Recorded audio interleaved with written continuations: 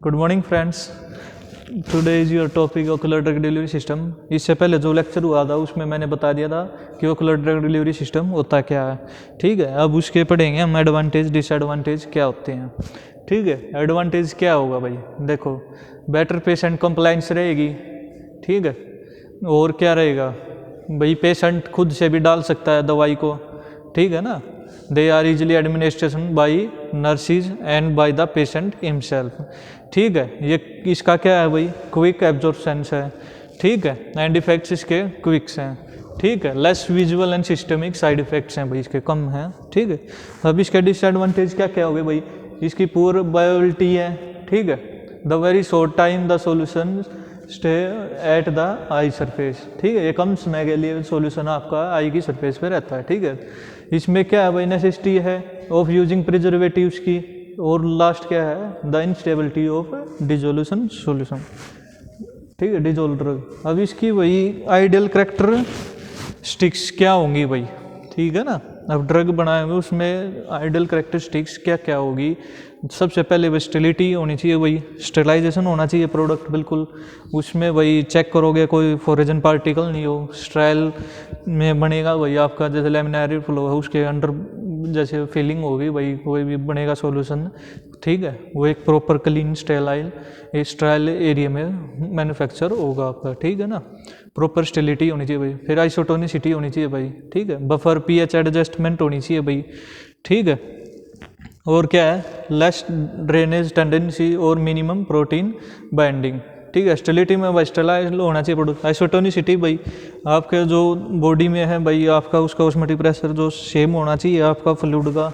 ठीक है, जिससे वो इजीली डिजोल्व हो भाई। और आप क्या बफर पीस में पीएच की एडजस्टमेंट करी जाएगी भाई। आपका लेस ड्रेनेज होनी चाहिए भाई। ठीक है ना, अब आँख में दवाई डालते हैं वो बह ना जाए साथ के साथ में कंप्लीट।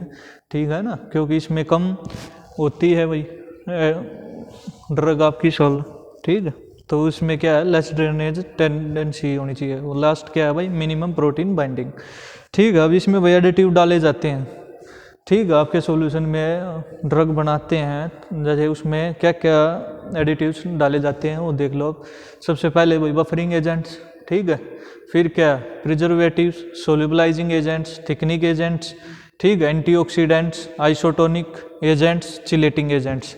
ठीक है, अब आप नाम से ही क्लियर हो रखा होगा भाई। ठीक है ना, बफरिंग एजेंट पीएच का करेंगे भाई, प्रिजर्वेटिव्स टाइम के लिए डाल देंगे उसमें। सोल्यूबलाइजिंग एजेंट भी ज़रूरी है भाई, थिकनिंग एजेंट उसको ज़्यादा थिक कर देगा जिसकी वजह से उसमें लेस ड्रेनेज रहेगी भाई आपकी। ठीक है ना, और क्या है भाई, एंटीऑक्सीडेंट रहना चाहिए भाई, और आइसोटोनिक एजेंट्स और चिलेटिंग एजेंट्स भी डाले जाते हैं उसमें। ठीक है, अब नेक्स्ट क्या है भाई, इसका मैकेनिज्म ऑफ ओकुलर एब्जॉर्प्शन। ये भाई दो प्रकार का होता है, कॉर्नियल, नॉन कॉर्नियल। कॉर्नियल में तो क्या है भाई, जो आपका सामने होता है कॉर्नियल, जैसे मैंने पीछे डायग्राम में ही बताया था आप सभी को। ठीक है, नॉन कॉर्नियल में कहाँ से जाएगी भाई ड्रग आपकी, जैसे एक डायग्राम आपका। ठीक है, अब इसमें एक स्क्लेरा है भाई आपका साइड में। ठीक है, एक कंजक्टिवा है। ठीक है, उससे आपका जाएगा, ये दिख रहा है ना आपको, स्क्लेरा और कंजक्टिवा। वो कौन सा हो गया भाई, नॉन कॉर्नियल एब्जॉर्प्शन। और जो सामने से जाए भाई वो कौन सा हो गया, कॉर्निया। ठीक है, ये दो प्रकार के आपके मैकेनिज्म ऑफ ओकुलर एब्जॉर्प्शन होते हैं, कॉर्नियल रूट और non corneal route. Non corneal route कौन कौन से होते हैं, जो स्क्लेरा और कंजक्टिवा से जाए आपकी ड्रग एब्जॉर्प्शन, और कॉर्नियल एब्जॉर्प्शन जो सामने से कॉर्निया से ही एब्जॉर्प्शन हो जाए। ठीक है, और नेक्स्ट है फैक्टर अफेक्टिंग इंट्रा ओकुलर बायोबिलिटी। ठीक है, अभी आपने पढ़ा था ना पीछे, अब इसके बाद क्या आएगा, फैक्टर अफेक्टिंग इंट्रा ओकुलर बायोबिलिटी। इसमें क्या क्या होता है भाई। ठीक है, ये भी मेजर करता है ना आपका उसके लिए, ड्रग के लिए। ठीक है, इसमें क्या है भाई, inflow and outflow of lacrimal fluids. ठीक है, जो आपकी आंखों से निकलता है ना, ठीक है, उस फ्लो को। और क्या करता है भाई, एफिशिएंट नेजो लैक्रिमल ड्रेनेज। ठीक है, और interaction of drug with protein of lacrimal fluids. ठीक है, और डाइल्यूशन विद टीयर्स, और corneal barrier and active ion transport at cornea. ये क्या है भाई, आपके फैक्टर अफेक्टिंग इंट्राओकुलर बायोबिलिटीज। ठीक है, अब इसमें सबसे भाई यही है ना, आपका लैक्रिमल जो फ्लूइड होता है उसकी ड्रेनेज में भाई, ठीक है, उसको कम करे, ठीक है। एक जो कॉर्नियल बैरियर है भाई, उसको पार करके जाके एब्जॉर्प्शन करे, ठीक है। और जो आपके टीयर्स होती हैं उसमें ड्रग डिजोल्व हो ज़्यादा से ज़्यादा, जिससे वो आपकी पहुंच सके, ठीक है। और क्या है भाई, एक्टिव आयन ट्रांसपोर्ट हो एट कॉर्निया होना चाहिए भाई, ठीक है। अब उसके बाद क्या हमारे पास आते हैं भाई, बैरियर्स आते हैं, ठीक है। तो बैरियर इन ओक्यूलर एब्जॉर्प्शन, ठीक है। कोई भी ड्रग एब्जॉर्प्शन करवानी है उसके लिए दो प्रकार के बैरियर आते हैं हमारे पास। एक तो होता है कॉर्नियल, एक होता है प्रीकॉर्नियल, ठीक है। कॉर्नियल कॉन्स्ट्रेंट्स में क्या क्या होता है भाई, cornea as rate limiting barriers, ठीक है। इसका जैसे आपने पीछे एनाटॉमी पढ़ा था आई का, तो उसमें दिखा रखा है। अब इसमें तीन प्रकार के होते हैं भाई, आउटर, मिडल, इनर, ठीक है। जो आउटर होता है वो कौन सी लेयर होती है भाई, एपिथेलियल, ठीक है। मिडल में कौन सी होती है, स्ट्रोमा, और इनर में कौन सी होती है आपकी लेयर, एंडोथेलियल, ठीक है। और जो अब आपकी सबसे पहले आउटर वाली है उसमें एपिथेलियल, एपिथेलियम में कौन सा वो पार करेगी भाई, जो लिपोफिलिक है, सॉरी, ठीक है ना। आउटर में क्या है, लिपोफिलिक, और इनर में है आपकी एंडोथेलियम, ठीक है। उसमें भी क्या है, लिपोफिलिक। जो लिपोफिलिक ड्रग्स होंगी आपकी वही आउटर और इनर लेयर पार कर पाएगी। और मिडल में क्या है, स्ट्रोमा, वो कौन सी है भाई, हाइड्रोफिलिक, ठीक है ना। लिपोफिलिक भाई जो लिपिड लविंग है, ठीक है। हाइड्रोफिलिक जो वाटर लविंग है, ठीक है। तो इसकी आउटर और इनर, ठीक है, वो कौन सी होगी, लिपोफिलिक। और मिडल कौन सी होगी, हाइड्रोफिलिक, ठीक है।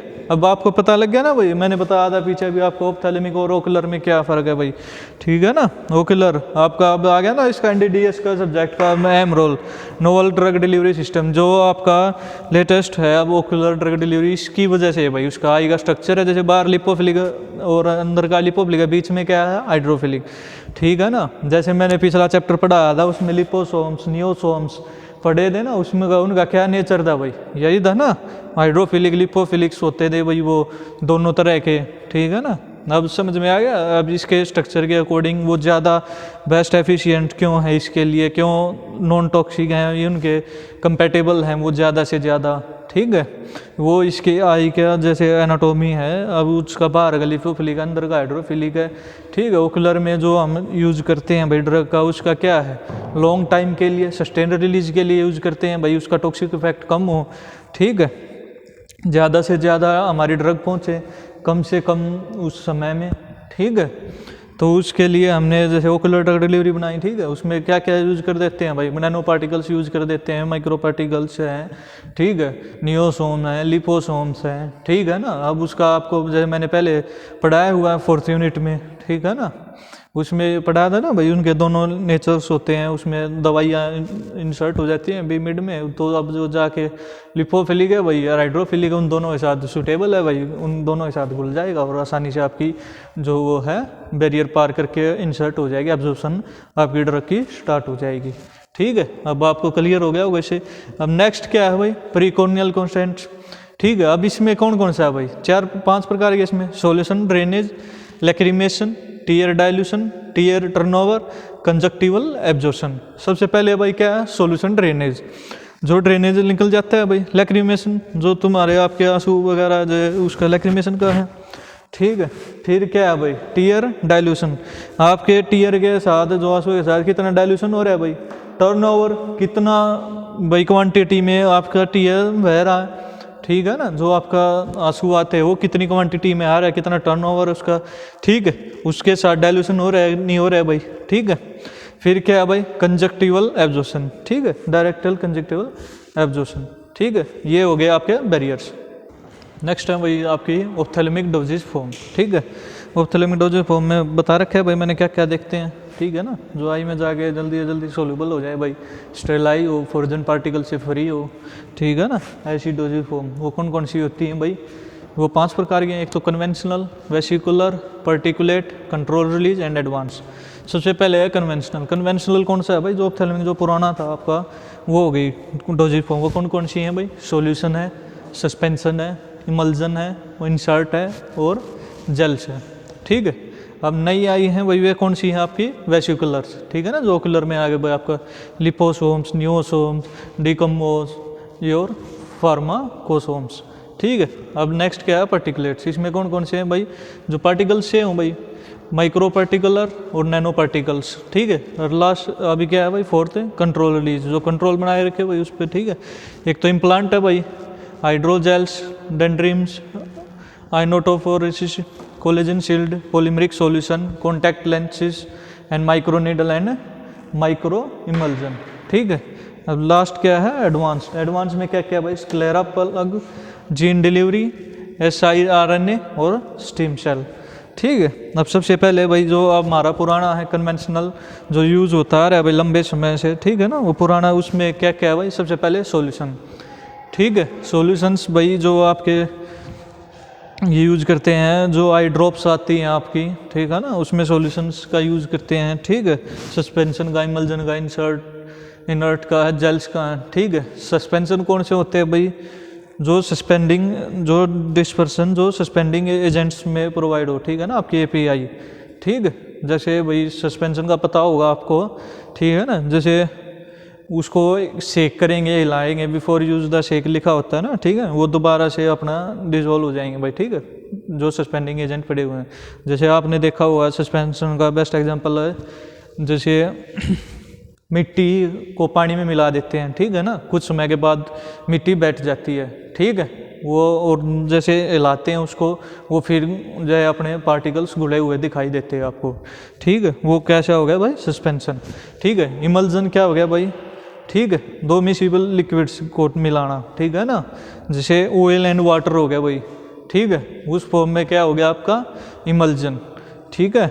जैसे ऑयल एंड वाटर का जो रेशो हो गया भाई, ठीक है, वो ऐसे में इमल्जन हो गया भाई, ठीक है। इंसर्ट हो गया भाई, और जेल का यूज़ करते हैं ना भाई, ठीक है, जो लंबे समय तक हमारी आंखों में रहती है, ठीक है।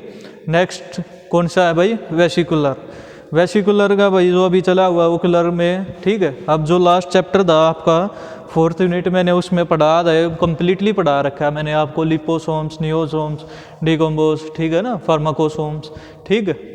लिपोसोम्स कौन से होते हैं भाई, नियोसोम्स कौन से होते हैं, ठीक है ना। लिपोसोम्स जिसमें भाई आपके फॉस्फोलिपिड्स का यूज किया जाए, ठीक है ना, ठीक है। और नियोसोम्स क्या है भाई, जो अपना सर्फेक्टेंट्स का यूज किया है, ठीक है ना, जो सर्फेक्टेंट्स का यूज करें, को सर्फेक्टेंट का यूज करें, ठीक है, वे कौन से होते हैं आपके नियोसोम्स। डिकम्पोज भाई उसका नियोसोम्स का ही साइज छोटा हो जाए, जो 20 माइक्रोएम तक का, ठीक है ना, उसमें यूज किए जाती हैं जो ड्रग्स, वे कौन से आ गए आपके डिकम्पोज, ठीक है। और लास्ट क्या है फार्माकोसोम्स, ठीक है। अभी आपको जो लिपोसोम्स, नियोसोम्स, इसमें ज़्यादा डिस्क्राइब करने की जरूरत नहीं है, मैंने पीछे लेक्चर था उसमें कम्प्लीटली इसको डिस्क्राइब किया हुआ है लेक्चर, उसमें यूनिट 4 में है आपका, ठीक है ना। ये क्या होते हैं भाई, ये लिपोफिलिक और हाइड्रोफिलिक दोनों नेचर के होते हैं ना, मैंने इसके एनाटॉमी ऑफ आई में बताया था, ठीक है ना, पीछे भी बताया था भाई मैंने, इसका स्ट्रक्चर का 3 बताए थे ना, आउटर लेयर है, इनर लेयर है, मिडल है, ठीक है ना। मिडल वाला क्या था भाई हाइड्रोफिलिक था, और इनर और आउटर एंडोथैलेमिक और एपिथेलियल का क्या था भाई, वो लिपोफिलिक नेचर का था ना। तो अब इसमें सबसे इजीली काम कौन सा करेगा, लिपोसोम, नियोसोम से आ गया ना भाई आपका वेसिकुलर जो ओकुलर ड्रग डिलीवरी सिस्टम में। फिर नेक्स्ट क्या है भाई पार्टिकुलेट्स, पार्टिकल्स कौन कौन से यूज होते हैं भाई, माइक्रो पार्टिकल्स, नैनो पार्टिकल्स, ठीक है, ये इसमें यूज़ होते हैं आपके, ठीक है। अब कंट्रोल रिलीज भाई यूज़ किए जाते हैं भाई, इसमें क्या क्या होता है भाई, इम्प्लांट्स हो गया भाई, हाइड्रोजेल्स हो गए, डेंड्रीम्स हो गई, आइनोटोफोरेसिस हो गई, कोलेजन शील्ड हो गई, पॉलीमरिक सॉल्यूशन हो गया, कॉन्टैक्ट लेंस हो गया, माइक्रोनीडल एंड माइक्रो इमल्जन।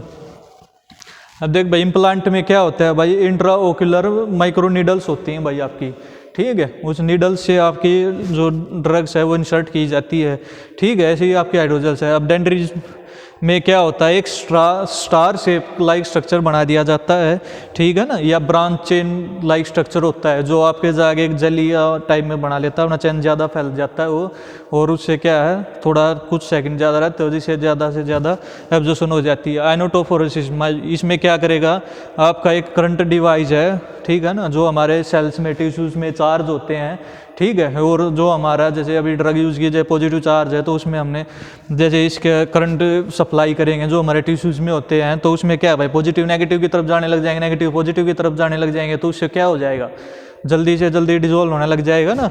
तो ठीक है, वो कौन सा हो गया, एनाटोफोरेसिस। ठीक है, ऐसे ही कोलिजन शील्ड है भाई, पॉलीमेरिक सॉल्यूशन, एक पॉलीमर सॉल्यूशन बना दिया जाता है। फिर कॉन्टैक्ट लेंस, आज के टाइम में नॉर्मल कॉन्टैक्ट लेंस यूज किए जा रहे हैं भाई, ठीक है। माइक्रो नीडल्स, माइक्रो इमल्शन है। कॉन्टैक्ट लेंस भाई जो आपकी आंखों में लगा देते हैं, उससे क्या है भाई, लॉन्ग लाइफ में सबसे ज़्यादा यूज किया जाता है आपका कॉन्टैक्ट लेंस, ठीक है ना। लंबे से लंबे समय तक अगर दवाइयाँ देनी है तो कॉन्टैक्ट लेंस का यूज़ किया जाता है। लास्ट क्या है भाई, एडवांस। एडवांस में कौन कौन सा आपका स्क्लेरा प्लग है, जीन डिलीवरी है, SI RNA और स्टेम सेल है, ठीक है। Thank you.